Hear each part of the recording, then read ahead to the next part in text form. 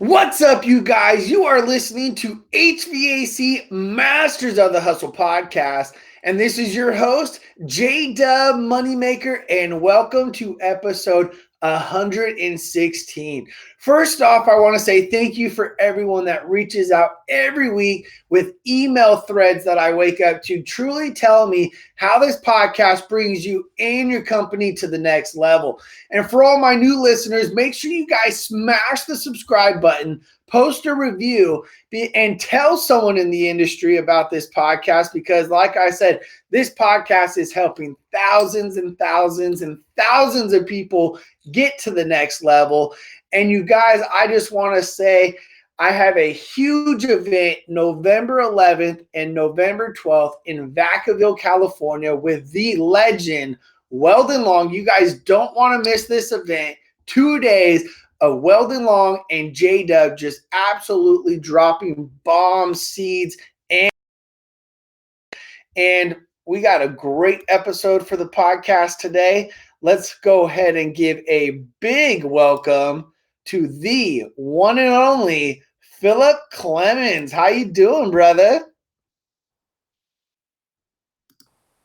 Oh, I had you on mute. Sorry. How you doing, brother? Pretty good, Jason. Good morning, bud. Good morning, good morning, good morning. So we're out here grinding on a Saturday morning, putting content out there for everyone. So, Phillip, welcome to HVAC Masters of the Hustle. Let my listeners know, how did you get into the HVAC industry?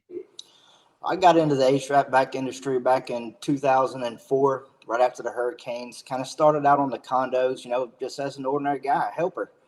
And kind of just went up through the field and become a mechanic, then become an installer, become a technician, and become a selling technician. So when you say you started from the hurricanes, did you just fall into this industry, or how was it kind of like, all right, I'm gonna do HVAC? Well, I got into my twin brother, kind of Pete and Heating and Air down out of Panama City, Florida, kind of put him through school and stuff like that. So when he got out, he was actually running the condos. And he had a company move him up here to Gulf Shores, Alabama, and kind of started running condos. And he needed some help, so he hired me in as a helper and kind of blew up from there. All right. So you're a twin, identical or fraternal? Identical twin. Identical. Oh, man. So that must be cool growing up with identical twins. Did you play any tricks on girls growing up? I ain't gonna say I played tricks on girls, but I mean I've had a few girls come up to me and what's up, Dean, or vice versa with him. It's got its pros and cons, Jason. To be honest with you, It has its pros and cons. I can only imagine. I have twin brother and sisters born on Christmas Day, fraternal, obviously boy girl, but I could only imagine only identical twins what you grew up with. So continuing on, when you started in HVAC and condos and everything, what was your biggest hurdle starting off? Maybe for some of my green listeners out there, what were you expecting, and what kind of was the expectation? well, my expectation was to find something to be a career, not having a college education. So, and the biggest hurdle for me was starting out at 20 years old, getting into something and didn't know anything about it. So, I had a brother of mine that was already, a master at this, and then kind of following behind his footsteps and trying to do what he does, in an early base. And so that was the biggest hurdle for me, is just to kind of get in the industry. Once you get in the industry, it kind of, everything else falls in your hands as far as, what comes next and what you want to do and what you expect out of the industry. Mm-hmm. And then progressing as a technician, what are some of the biggest hurdles as a technician? Because now you're selling tech. The reason why you're on the podcast is my listeners, he's an absolute beast in Mobile, Alabama, works with Chad at Hansen. And this dude's 6 months into the year and he's over 2 million. How much are you at right now? 2.4 million. 2.4, tracking 4.5 million this year. Absolutely amazing, Phillip. As a selling tech, when you go into a house, how important is it to have a process or ask questions and build a rapport with that homeowner? I think that is the most important thing, is to be able to have a process and to be consistent.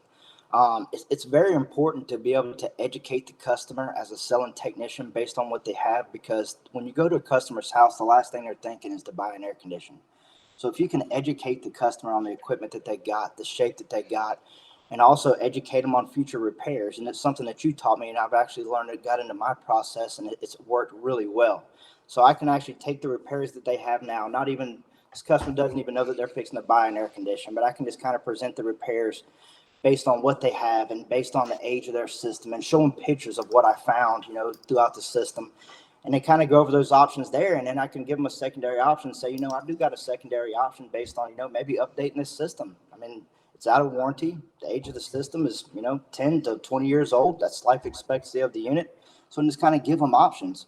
And it's really important to offer financing option as well, too, because the last thing a customer wants to do is tell you, well, I don't have the money to do this. And if you can kind of present that option before they have to kind of make that shakedown, that's something that's really important as well. Absolutely. Talking about financing, right? I mean, that is a huge tool for our arsenal as technicians and comfort advisors. And I want my technicians to understand, if you guys are not presenting financing on part repairs, indoor air quality, you guys are completely shooting yourself in the foot, because right now life happens, right?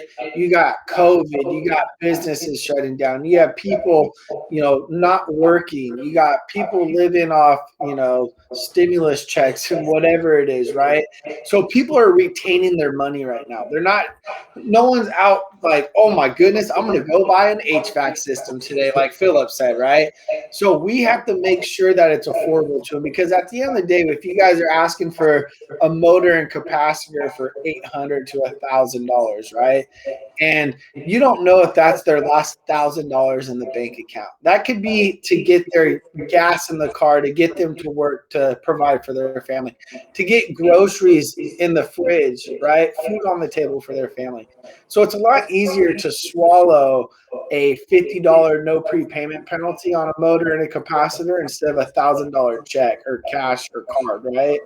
So, Phil, when you talk about the importance of financing, using it towards towards your arsenal, right? Using it as a tool, how important is it knowing the different APRs and everything to use that towards your advantage? Well, it's very important, because nobody really wants high interest, but at the same time, it's realistic, depending on the type of financing that you're using. It's realistic to kind of get educated from the customer base to make sure first of all, make sure they're not in bankruptcy. And the second thing is just kind of, get a budget out of them. If you can get a budget out of them, then I can use that different APR to kind of Huge. work towards it.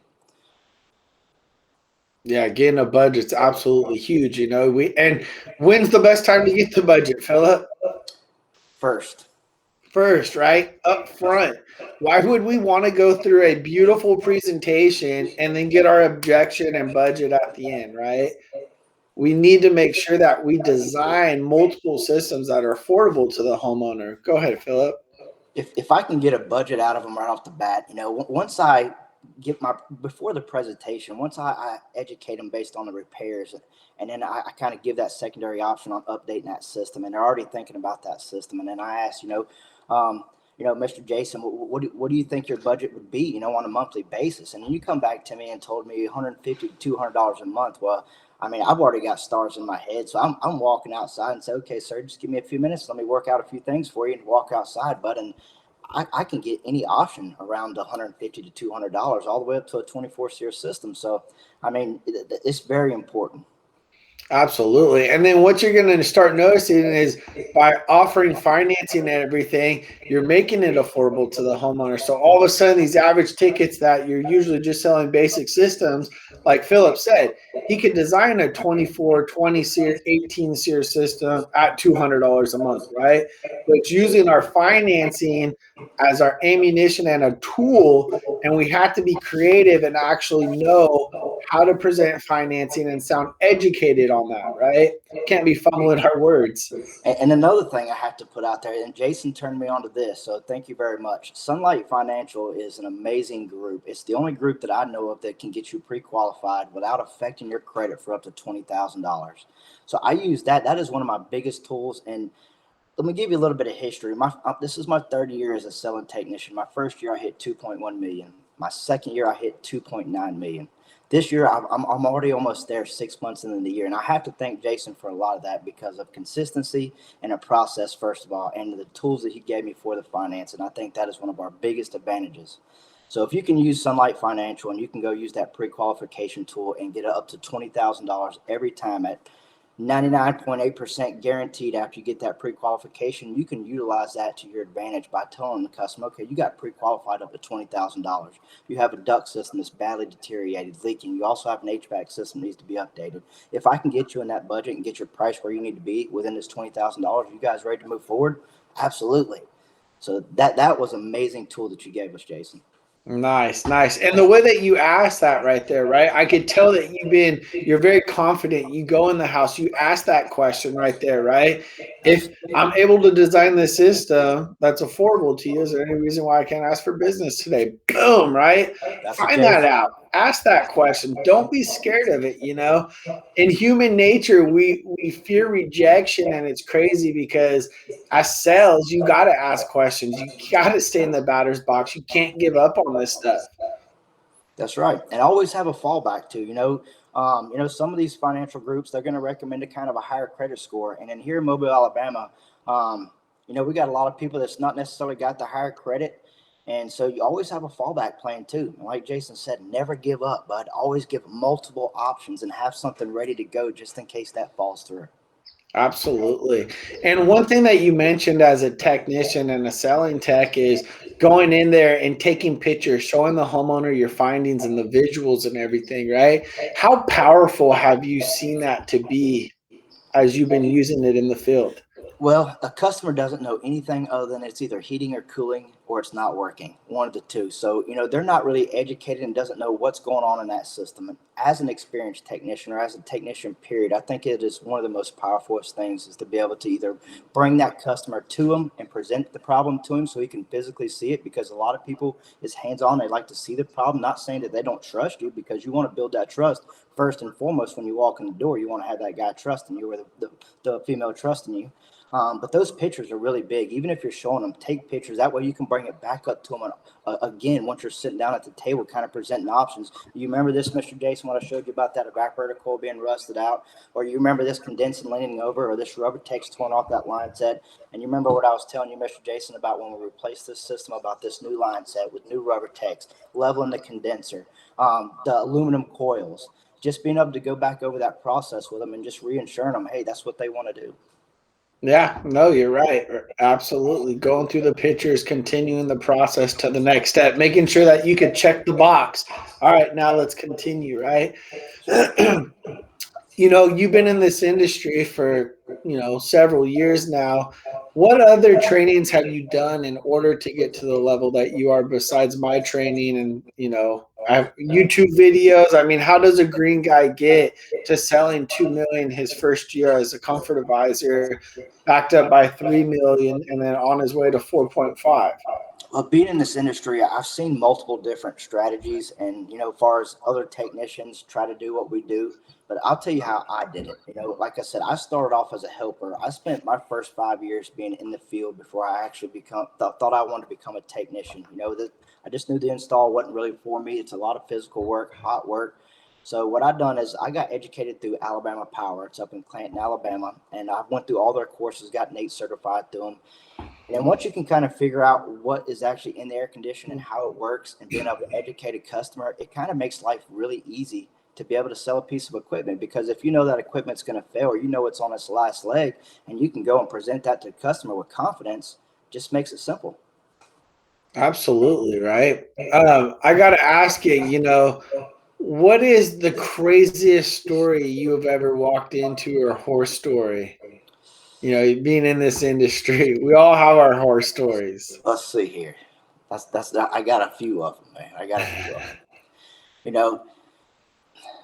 The horror story as far as being able to sell an air conditioner. Okay, I walked into a house downtown, had never had air conditioning in it, so I got sent over doing an estimate on an air conditioner. I walk in the house, and I look up, and some of the ceilings are kind of falling in, where from water damage, from existing roof leaks, stuff like that. So I'm trying not to be judgmental. I'm trying to keep an open mind. This guy called me for an estimate, so that's what I'm going to give him. I'm going to give him an estimate whether he goes for it or not.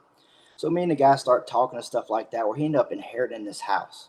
So it's okay, cool. I got a leg to stand on now. Maybe this guy does got something going for him. So started going through everything, going through options and stuff like that. And I ended up selling this guy $27,000 worth of equipment and duct system for this house. Got approved through our Sunlight Financial and sold the system, installed it the next day. Boom, right? Talking about not being prejudgmental. That's right. What's the, it's crazy because a lot of times when I ride with people, right, they go, oh man, I got to go to this part of the city. This is where this call is. Or they pull up and they look at the house and they're like, ugh, I've never taught myself to prejudge. I mean, obviously it happens occasionally, but we got to train our mind that any time we walk into a door, it's our job to create the opportunity, right? Create the urgency. Find if there's there's a reason why we're there, like you said, Philip, right? Absolutely. There's a reason why he called us there. There's a reason why she called us there. There's a reason why we're inside their house right now. And not to prejudgmental, right? A lot of people don't like hoarder houses and things like that. I think hoarder houses are gold, right? I think if you stay in their house, you do a manual J heat load calculation, you walk through all the bedrooms, trust me, you're going to be the only person they're going to want to have come to their house.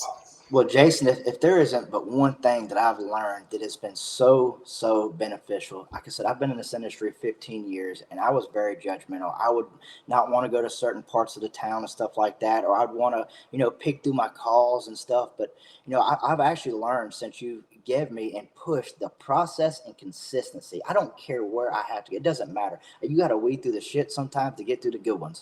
And, so the consistency in the process is so important. So I have got that off of you. And that is where my numbers are today, is because I have stuck with something regardless of the call that I have to go to. And I have made stuff out of nothing.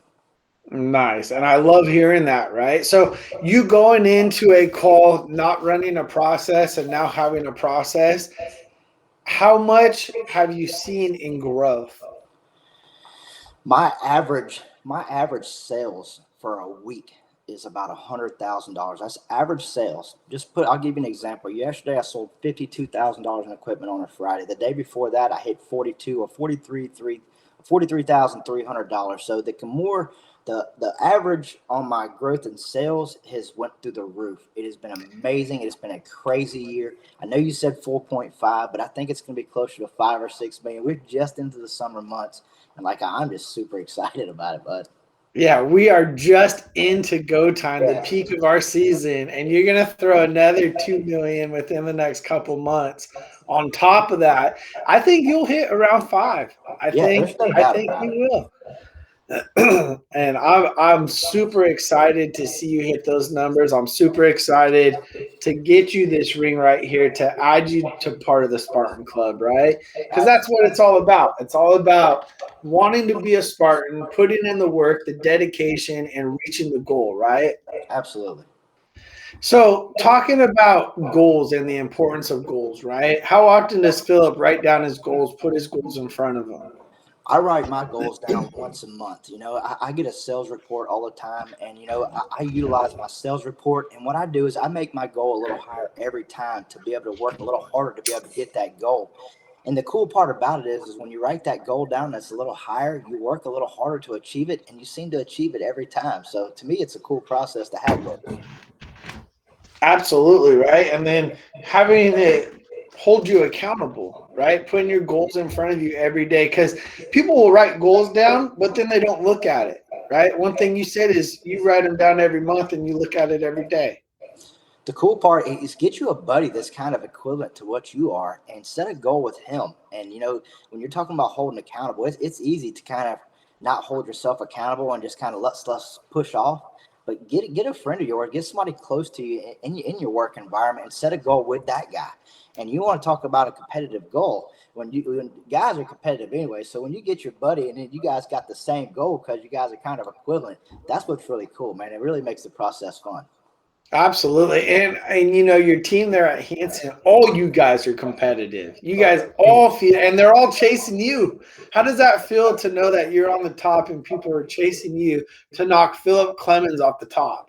this is my third year in sales, and the first year I didn't have nobody chase me because I didn't know really what I was capable of as far as hitting as a goal. But the second year, it was kind of amazing because, to be honest with you, they couldn't come close, Jason. They tried and tried. This year's the same way, man, and I have set myself so far out ahead. It's amazing, and to watch these guys just work harder and harder and harder. Like, man, I'm gonna catch you. I'm like, I know you are. Keep it up, bud. So that's pretty cool. No, absolutely, man. And talking about as you progress and everything, where does Philip see himself in 3 years? In 3 years, I see myself as a comfort advisor. That's my goal. My next step, not owning my own company, and not really wanting to own my own company right now. I kind of love my family life and love to be able to kind of release that stress from a work environment to kind of go home. I felt like if I had my own company, it would be stress all the time because I'd be worried about everything and worried about what everybody's doing. So myself in 3 years, I'd like to be a comfort advisor, at least selling maybe 10 million a year. Also, kind of dabbling in the commercial along with the residential. Right now, it's just kind of mostly strictly residential with light commercial, but I think I would be a master at commercial as well. Nice. And let me ask you, what drives you? What gives you that when you wake up in the morning, that fire in your belly that says, you know what? It's time to wake up. It's time to go give 100%, and it's time to make things happen. What's that drive? What's that My, why? my 9 year old son and my wife that I've been with for 20 years to be able to get up and give them everything that they have now and that they could ever want is just an amazing feeling to be able to just get off my shoulders. I mean, to be able to have a great bank account, to not worry about stress, having to pay my bills or live week to week or month to month, whatever it may be. That to me is my drive to get up every day, not worry about snoozing that alarm clock, and just wake up and go to work and just say, hey, how much am I going to make today? Absolutely, right? How much it smells like money. That's right. That's what I say. I wake up, I put my feet in my boots, and I go, smells like money. It's gonna be a good day. I love it. I mean, I come from a kind of a poor childhood, man, and life is what you make it. You can't look back at what your parents did or whatever. Life is what you want it to be, bud. Regardless of what happened in the past. So if you just continue moving forward and not worry about yesterday and let's worry about tomorrow, bud, life is good. Absolutely, right? I gotta agree with you. We only have one life, right? So let's make it the best life we got. That's Let's right. let's not be so negative. And now going into negativity and everything, Philip, you're so positive all the time. Every time I'm out there on site, riding along with you, your team absolutely loves you. You're always making them smile. They want to hang out with you. How do you keep your mindset going? Being in an industry of a roller coaster ride, how do you keep that positivity going? Because I know that, there's a lot that's been going on, right? And Absolutely. how does that mindset just stay in Philip's head all the time? Because I mean, you're super positive, super motivational. Well, to me, attitudes are contagious, man. So if you got one guy out there having that bad attitude and he's spreading that attitude around to everybody else, nobody really wants to get up and come to work and work in that type of environment. So I feel like as a leader and as a sales manager, if I have a positive attitude and I can take and allow those guys to vent to me and turn it into a positive attitude, it kind of just makes a better process and also gets a better work environment. And to me, that's really important because nobody wants to go to work with a bad attitude and nobody wants to come home to their family with a bad attitude. So if you have a bad attitude at work, chances are you're going to come home to your wife and your kid and have a bad attitude. They don't deserve that. Yeah, no, you're right. Absolutely right. Don't bring your work home with you. One thing I learned when I first started in this industry was, I think I might have said this on an earlier podcast too, was there's this gentleman, I can't remember his name, but he was like an old school old timer. I mean, this dude was probably in his 60s, still working at HVAC, right? Like when I say probably like mid late 60s. And I just remember I would ride along with him as a duct cleaner. He was showing me how to do everything, but this guy would get so many just letter recommendations all the time. Not handwritten, but just people would email about it on Google and all that. And, one thing I asked him was, dude, how do you get so many letter recommendations? And he said, you know what? It doesn't matter whatever my home life is, Jason. When I walk out my front door, I reach in my pocket, I leave everything in a bush. And then when I come home after a long, exhausting day, I go to that bush and I grab everything I need and walk into the door. And then that's what the life challenge is. But I separate my life challenges from my work life every single day. And that was something that was over 10 years ago, right? 11 years ago. And it's something that really stuck with me when I asked him that question, because letter recommendations are very important, right? That's what's separating you from everyone else. That's what's really putting that stamp in the concrete that you guys deliver what you guys say. Yeah, and we actually have something. It's a thing called Review Buzz. It's an app, and it goes through Google. And we have tons of this stuff as well.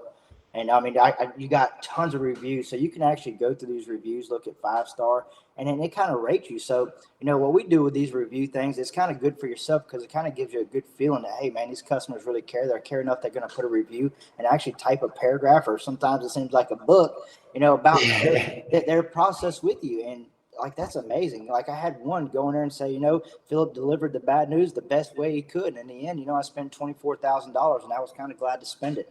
My air conditioner works great. My power bills are down, and he delivered exactly what he said he would do. So to be able to kind of get that feedback back and show those other guys that how important it is to keep a process and educate a customer, and then kind of see that come on a review is amazing. Absolutely. And one thing that you said was you happily involved him for 24,000, right? You guys listening to this podcast, and that says, Jason, your average ticket is 19.5 because you live in California, right? I do this across the nation. Phillip just sold a system, he said, for 26,000, 22,000. His average ticket is how much? My average ticket, I don't know what my average ticket is, but my average sales per week is about 100,000 plus.